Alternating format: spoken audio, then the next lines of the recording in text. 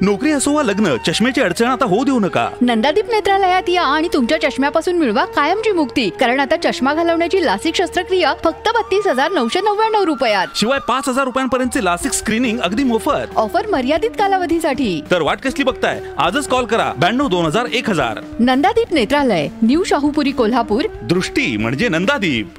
महादेवी हत्तीणी प्रकरणात राष्ट्रपतींनी लक्ष घालावे, आमदार सतेज पाटील.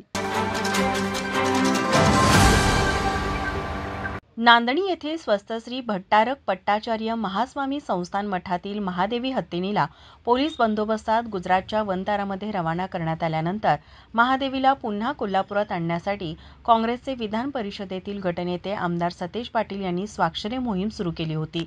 अवघ्या 2 दिवसापूर्वी सुरू केलेल्या या स्वाक्षरी मोहिमेला कोल्हापूरकरांनी उदंड प्रतिसाद दिला. आज सकाळी ही सर्व पत्रे माजी आमदार ऋतुराज पाटील यांच्यासह कार्यकर्ते नांदणी गावात दाखल झाले. महास्वामीजींच्या हस्ते स्वाक्षरी केलेल्या या फॉर्मचे पूजन करण्यात आलं.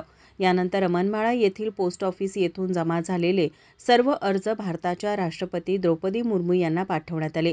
यावेळी आमदार सतेज पाटील म्हणाले, राष्ट्रपतींनी यामध्ये लक्ष घालून महादेवी हत्तीणीला परत आणण्यासाठी हस्तक्षेप करावा अशी मागणी केली.